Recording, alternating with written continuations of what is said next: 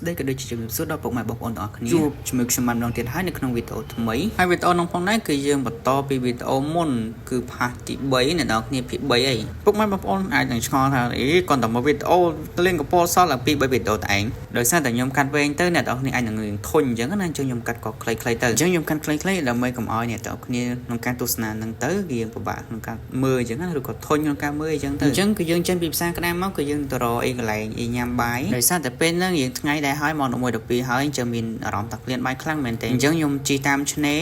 នេះឆ្នេរសមុទ្រនៅខេត្តកែបនឹងឯងហើយពិតជាស្រស់ស្អាតខ្លាំងមែនទេមានបងប្អូនយើងទៅលេងច្រើនអញ្ចឹងខ្ញុំមិនបានទៅលេងនឹងឆ្នេរនឹងគេទេគឺគ្រាន់តែជិះទៅលេងលំហែកាយចុងសប្តាហ៍អញ្ចឹងណាបើសិនជាបងប្អូនចង់លំហែកាយចុងសប្តាហ៍ទៅលេងមកសមុទ្រខេត្តកែបអីគឺអាចទៅលេងបាននិយាយពីទេសភាពក្នុងការរៀបចំវិញគឺល្អខ្លាំងមែនទេហើយទេសភាពគឺស្អាតយកតែមែនតែម្ដងមើលតែខ្ញុំជិះម៉ូតូអែបនឹងទៅគឺទេសភាពប៉ុណ្្នឹងហើយនេះយើងបានចោះថតរូបថតអីដែរអ្នកទាំងអស់គ្នាជ្រុលទៅលេងហើយយើងកុំឲ្យអត់មានរូបថតសោះអញ្ចឹងក៏ចោះថតរូបថតអីហើយក៏បន្តដំណើរទៅមុខទៀតនៅតាមផ្លូវនៅផងដែរគឺមានបងយើងអាជីវករដែលគាត់លក់ដូរនៅទីហ្នឹងគាត់ទាញបក់ដៃបក់អីហៅចូលដើម្បីទៅកន្លែងគាត់ដើម្បីគាត់បានចំណូលអញ្ចឹងណាប៉ុន្តែខ្ញុំអត់បានចូលទេហើយក៏បន្តដំណើរទៅរកកន្លែងណាដែលអាចថាមើលទៅវាស្ងប់ស្ងាត់អញ្ចឹងណាហើយយើងជិះមកក៏មកដល់កន្លែងនេះគឺដាក់ថាខ្ញុំស្រឡាញ់ខេត្តកែបបាទអញ្ចឹងយើងក៏បានឈប់នៅទីហ្នឹងដែរហើយនៅកន្លែងនេះគឺមានគេលេងច្រើនខ្លាំងមែនទែននេះខ្ញុំក៏ឈប់មកស្បក់ដើម្បីចាំគ្នាហើយសួរទៅរកកន្លែងដែលជុំគ្នាអញ្ចឹងណាបន្ទាប់ពីឈប់ចាំគ្នាហើយក៏យើងចាប់ផ្ដើមសម្រេចថាបកក្រោយវិញយើងបកទៅក្រោយវិញដើម្បីទៅរកកន្លែងម្លប់ឈើជាប់មកទឹកមាត់អីអញ្ចឹងមកសមុទ្រអញ្ចឹងទៅហើយនេះគឺយើងមករកឃើញហើយបន្ទាប់ពីឃើញហើយក៏យើងសេរីមើលទីតាំងនឹងគួរដែលចង់ចូលអត់គួរឲ្យចង់អង្គុយនៅអត់ទេសភាពក៏អែមទឹកជាប់មកទឹកទៀតក៏យើងសម្រេចថាយកទីនឹងតែម្ដងហើយបន្ទាប់ពីសម្រេចចិត្តថាយកហើយគឺយើងយកម៉ូតូទៅទុកហើយនេះអ្នកនរគ្នាមើលទៅគឺជាប់មកទឹកតែម្ដងបាទគឺអែមហើយទេសភាពត្រជាក់ខ្លាំងមែនតើនិយាយពីទឹករលកខ្យល់បក់ឲ្យដាក់អីញ៉ាំអីតិចហ្នឹងគឺមានថាកាត់ stress ខ្លាំងមែនតើអញ្ចឹងទំនេរសៅរ៍អាទិត្យអីពីការងារអីយើងអាចទៅលេងបានដើម្បីកាត់ stress អូមកឡើងខ្មៅអញមិនឃើញអត់ចង់ឃើញអញមិនចង់ឃើញ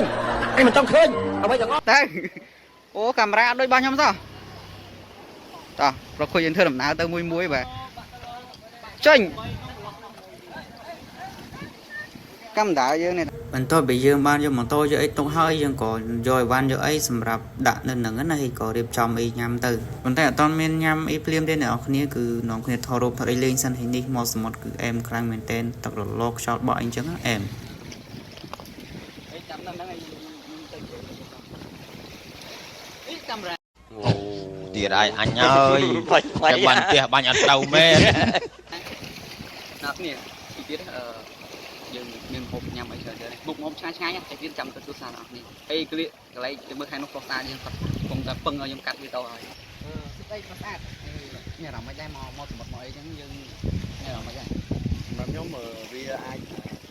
វាល្អដែរដោយសារមិននៅកន្លែងការងារយើងវារៀបស្មាញយើងមក stress យើងមកយើងមក stress រួចតាយអារម្មណ៍ជាមួយធម្មជាតិ